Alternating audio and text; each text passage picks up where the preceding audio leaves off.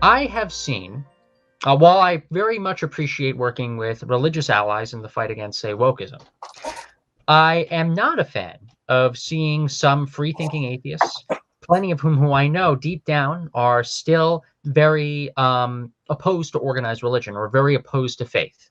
That is just not not a component of their lives whatsoever. Kowtow and start to become apologists for organized faith and become apologists for religion in this new vibe of we need meaning in life. We need purpose in life. Humans, we're animals. We need stories, Thomas. Therefore, religion is necessary. All this atheism stuff, oh, that was a mistake.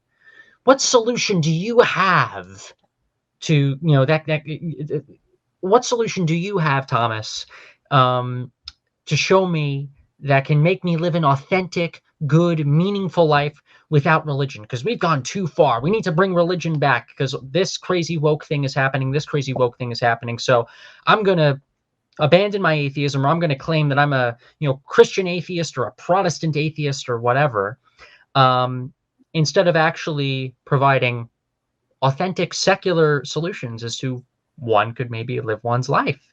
And this is a major topic that I know you cover in your line of work.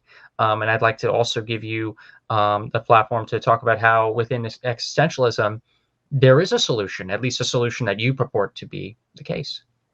Yeah, no, that's right. And I guess one thing I'd like to clarify is in terms of teaching, I don't really teach atheism. I try not to teach anyone what to think. I try to teach them how to think. And I think I've done my job well when students are confused about what I think. I talk about, passing the ideological Turing test, right?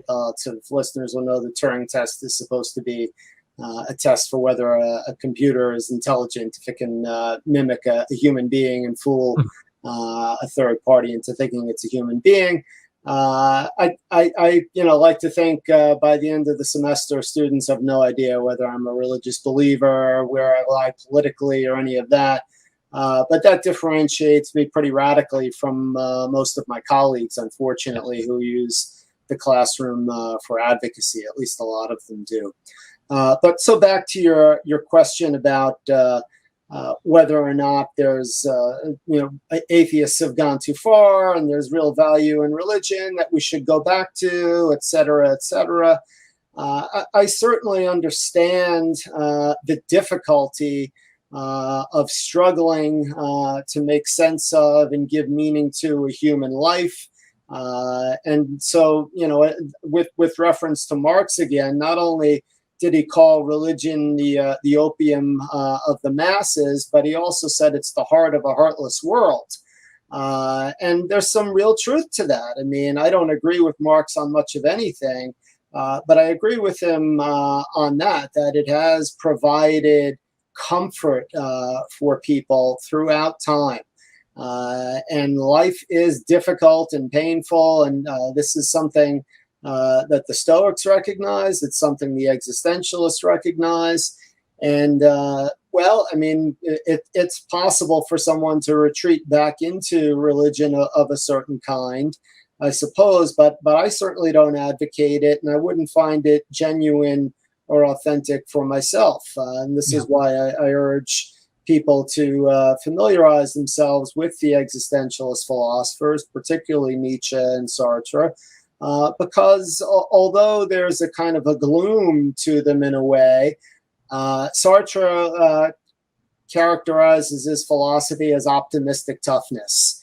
Right. And that's what I'm really calling for myself as well, that, listen, life may be without a pre-given, God-given meaning.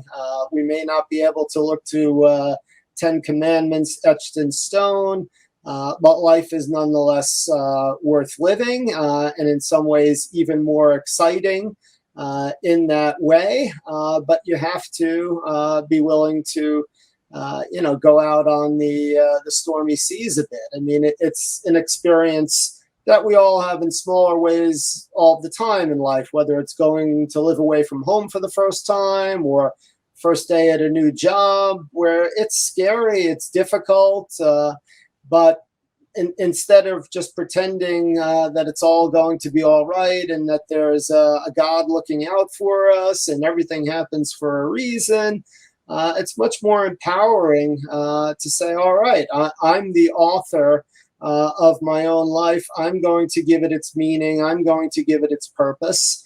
That's really much more ennobling.